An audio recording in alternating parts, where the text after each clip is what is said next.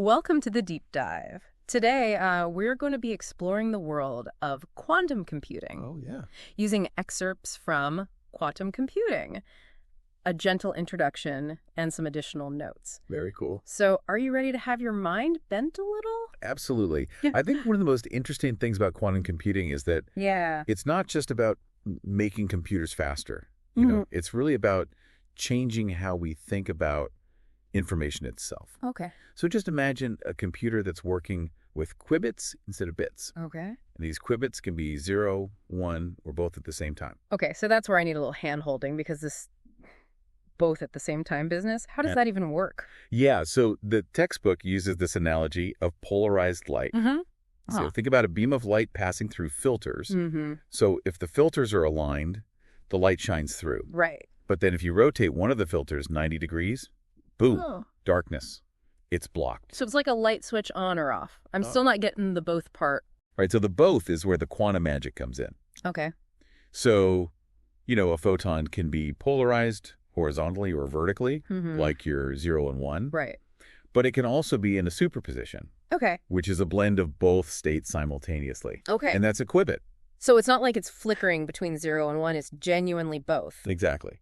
But how can we use that if we can't ever see it as both? What's the point? Yeah, that gets to the heart of quantum measurement. Okay. So when you measure a qubit, you're essentially forcing it to choose between 0 or 1. Ah. So it collapses from this hazy superposition into a single definite state. Okay. And the interesting thing is that this choice is random. Hold on, random. So even if we know like the setup of the qubit, we can't predict what the measurement's going to be? Exactly. It's kind of like a coin flip. Okay. With the odds determined by the qubit's initial state. Okay. But yeah, once you've measured it, that potential is gone. Oh, I see. Kind of like bursting a bubble full of possibilities down to a single point. That's where my intuition starts to short circuit a little bit. Yeah. And then on top of that, the textbook throws in this Dirac notation bracket. Yeah. It looks like something straight out of a physics nightmare to me. Yeah, don't worry about it. It's just Okay. It's just a shorthand, really. Okay. A more powerful math language for describing these quantum states. Okay. It's called Dirac notation. Okay. And it's basically a way to write the recipe for a qubit, you know. Okay. Including all these superpositions and all that. So it's not the math itself that's mind-blowing, it's what that math represents. Exactly. Okay. And speaking of mind-blowing, we have to talk about entanglement. Yes. So we've got these two qubits, they're linked, and it doesn't even matter how far apart they are. Right. You measure one, and you instantly know the state of the other one. How is that not science fiction? I know. Even Einstein called it spooky action at a distance. Yeah. But it's a very real phenomenon, and it has huge implications. Okay. Like, imagine you could have perfectly secure communication where any attempt to eavesdrop would be instantly detectable. Wait, really? Yeah. Just because of this entanglement thing. So how would that work? One example is the BB84 protocol, Okay. which uses entanglement to create these shared secret keys. Okay. So if anyone tries to intercept that key exchange, Right. it disrupts the entanglement, and then both parties know that something's up. So it's like a tamper-proof seal, but for information. Exactly. This is suddenly feeling very real world and not just theoretical. Yeah. Like it could change how we communicate completely. Absolutely. But before we get too far ahead of ourselves, we need to talk about how we manipulate these qubits to actually do things. Right. And I'm guessing this is where quantum gates come in. That's right. And I'm guessing these aren't the kind that I drive through. No, Are they like the logic gates that we have in our normal computers, but just for this quantum world? Exactly. So quantum gates perform operations on qubits, changing their states. Okay. So, for example, you have the Hadamard gate, and that takes a qubit in a definite state, and it throws it into a superposition. Okay. You know, that blend of 0 and 1 that we talked about. So it's kind of like a randomizer gate. Yes. But are there other gates for more specific operations? Yeah, absolutely. There's a whole toolkit. Okay. You know, like you have the Pauli matrices, the X gate, which acts kind of like a NOT gate. Okay. Flipping the state. Right. Then you have the controlled NOT gate, or CNOT, which can entangle two qubits together. Okay. And, you know, we were talking about the no cloning theorem earlier. Yeah. Well, that plays a huge role here because it means you can't just copy an unknown quantum state. Wait a minute, back up a second. Sure. I get that copying normal data is easy, Right. but why can't we copy a quantum state? Is that just a technology limit that we haven't overcome yet? You know, That's the mind-blowing part. Okay. It's not a tech hurdle. It's a fundamental law. Oh. It's kind of like if you were trying to copy a snowflake perfectly. Okay. The very act of copying it, of measuring it, and interacting with it fundamentally changes the fragile quantum state. So it's not that our copier is bad, it's that the very act of copying is impossible. Right. In the quantum realm. Yeah. Now that is what I call a deep dive. I know, right? My mind is officially blown. It gets even deeper, though. Oh, no. Because this no-cloning theorem has huge implications for how we design quantum computers. Okay. And the algorithms that they run. Right. It's a whole different ballgame compared to classical computing. Okay, I think I'm ready for the next level now. Okay. So we have these quantum algorithms. How do they actually use all of this weirdness to solve problems differently? Well, the key is that they exploit these quantum phenomena that we've been talking about. Right. You know, superposition, entanglement, the whole shebang. Yeah.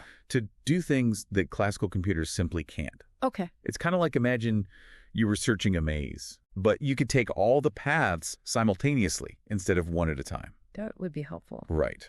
So it's not just about speed. It's a completely different approach to computation. So I need some examples. The textbook mentioned Deutsch's algorithm. Yeah. So Deutsch's algorithm is a perfect example, Okay. even though it's for a very simple problem. Okay. So imagine you have a black box and there's a function inside. Right. You want to know if it always outputs the same value Okay. or if the output varies depending on the input. Okay, so with a classical computer, you would need to check it twice, right? Exactly. You need 2 checks. Okay. But with Deutsch's algorithm, you can do it with just 1, Wow. thanks to quantum superposition. So there's the speed up, Mm-hmm. but that seems like a pretty contrived problem. Right. How do we get from there to something a little more practical? Yeah. The book mentioned quantum circuits and query complexity, but those are a little fuzzy for me still. Yeah, so quantum circuits are basically like flowcharts for quantum operations. Okay. So they visually represent the sequence of gates that are applied to the qubits, Okay. and then query complexity. Yeah. It measures how many times an algorithm needs to interact with that black box function to get an answer. Oh, okay. So it's a way to measure how efficiently a quantum algorithm is extracting information.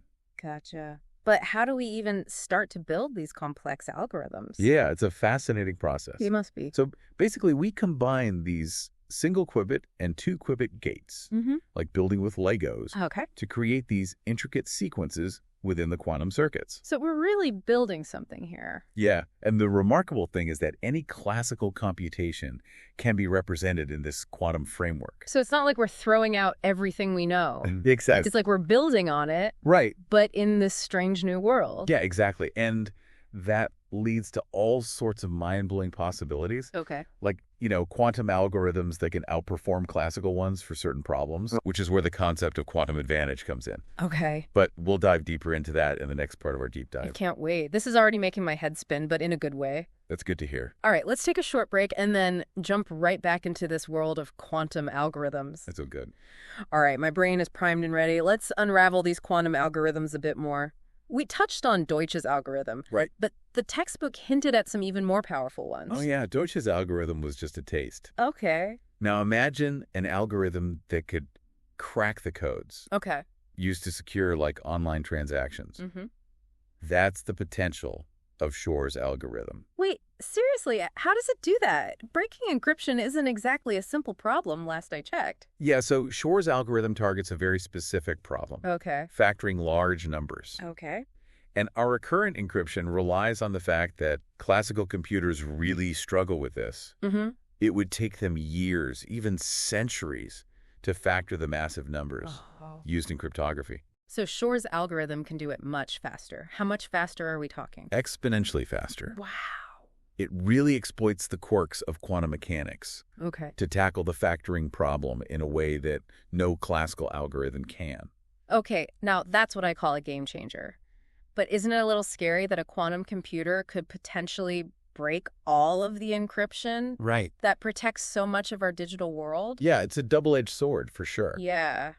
On the one hand, it raises some serious security concerns. Right. But on the other hand, it pushes us to develop new quantum-resistant cryptography. Okay.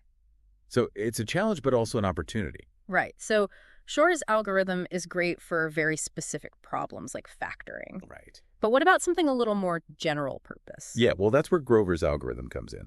Okay. So imagine you have a massive database, Right. and you need to find a specific entry. Mm-hmm. Classically, you'd have to search on average through half the database. Right. Grover's algorithm can do much better. Okay, how much better? Much better. It leverages quantum superposition to search the entire database simultaneously. Okay. And it kind the desired entry with a quadratic speedup. All right. That means for a database of, say, 1 million entries, Mm-hmm. Grover's algorithm could find it roughly 1,000 times faster. Okay, that's still pretty impressive. It's not as dramatic as Shor's exponential speedup, but Right. 1,000 times faster is still nothing to sneeze at. Yeah, exactly. And what's remarkable is that this speedup Yeah. is provably the best you can do for search problems using quantum algorithms. So we're really pushing the boundaries here of what's computationally possible, but there's still rules we have to play by. Exactly. It makes me wonder, how do we even go about designing these algorithms? Right. Is it just a matter of throwing qubits and gates together until something works? It's definitely more nuanced than that. Okay. You know those quantum circuits we talked about? Yes. They're really our blueprint. Yeah, They yeah. allow us to visually map out the sequence of operations. And the beauty is we can efficiently represent any classical computation Okay. within this quantum framework. So it's like we're taking the best of classical computing Right. and translating it into this more powerful quantum language. Exactly. It's not a complete break. Right. It's an evolution. It's building on what we know. Right. And it opens up this whole new toolbox for tackling these computational challenges. Okay. But, there's another fascinating concept that was mentioned in the material. Okay, what is it? Quantum random access codes. Okay, that one sounds particularly intriguing. Break it down for me. Sure. So imagine you're encoding a long string of classical bits Okay.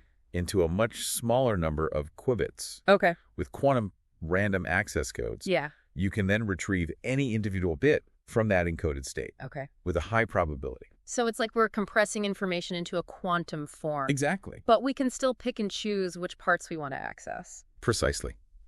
It demonstrates the strange power of quantum mechanics to store and manipulate information. That is very strange.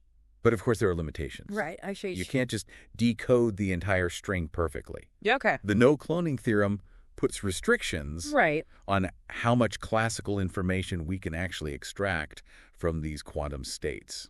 There's that no cloning theorem, again, always reminding us of the boundaries.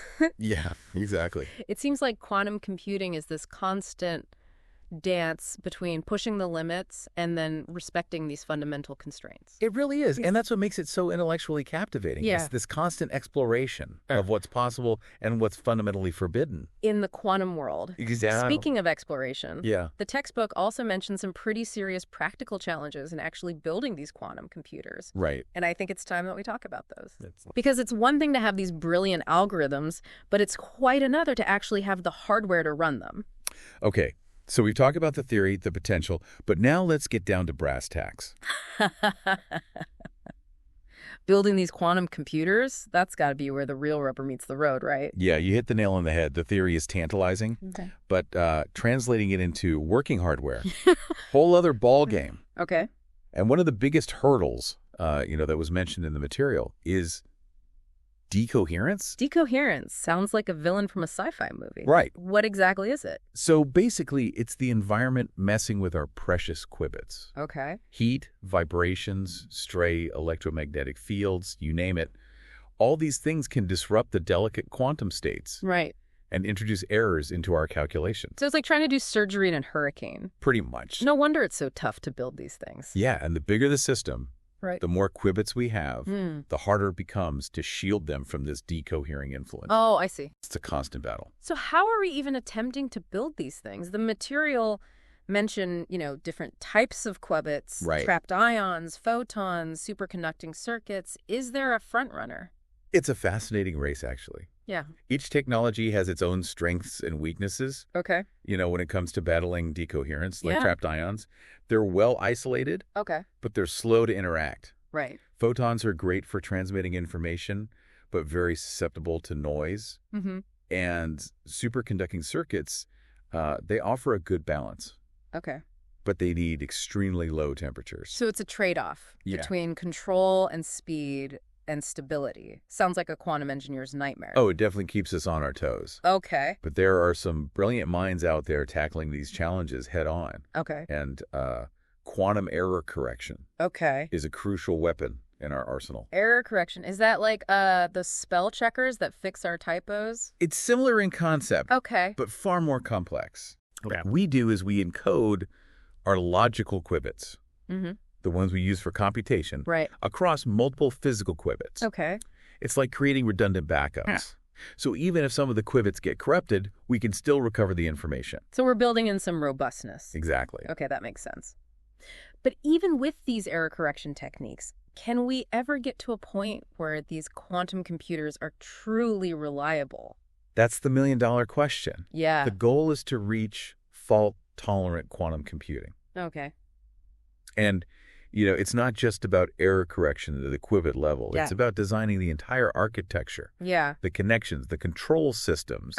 To be robust against errors. So it's like a whole systems approach. Exactly. Not just fixing the individual components. Right. It's more like designing a living organism than assembling a machine. That's a great analogy. Yeah. And it requires a deep understanding of physics, engineering, computer science, even material science. It's really a testament to human ingenuity. Yeah, it really is. Okay, so let's say we actually managed to build this incredibly complex, fault-tolerant quantum computer. Right. How do we even know it's working correctly? Right. Well, that's where quantum state and process tomography come in. Okay. These are experimental techniques that allow us to kind of peek into the quantum realm and characterize the states of our qubits and the operations our quantum computer is performing. So it's like giving our quantum computer a checkup, making sure everything's ticking along as it should. Exactly. But it's a lot trickier than probing a classical computer. Right. Because we can't just look at it. Exactly. Remember, in the quantum world, measurement itself can disturb the system that we're trying to observe. Right. So it's a delicate dance. Sounds like quantum debugging is a whole other level of headache. Oh, it definitely keeps us humble. Yeah. But it's also incredibly rewarding to see these theoretical concepts come to life in the lab. To witness the bizarre beauty of the quantum world firsthand. It must be. Well, this deep dive has been an incredible journey. We've gone from these basic building blocks of qubits to, the potential of these world-changing algorithms, and then to the mind-boggling challenges of actually building the hardware to run them. Yeah, it's been a pleasure exploring all these ideas with you. Yeah, likewise. And as the material we covered suggests, we're really just scratching the surface here. Right. There's so much more to discover, so many questions still unanswered. And that's what makes it so exciting, right? I mean, we were talking about how quantum computers could potentially break our current encryption methods. Right. What new forms of secure communication will emerge in a quantum future? Yeah, what other mind-blowing applications are waiting to be discovered? Yeah, exactly. Maybe a quantum internet where information is transmitted with, unbreakable security. Wow. Guaranteed by the laws of physics. Yeah. Or maybe, entirely new computational paradigms that allow us to solve problems that we can't even conceive of today.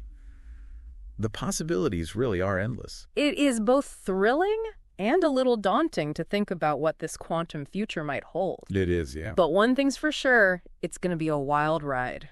Absolutely. And for all of you listening, keep exploring, keep questioning, keep your minds open to the wonders of this quantum world. Couldn't have said it better myself.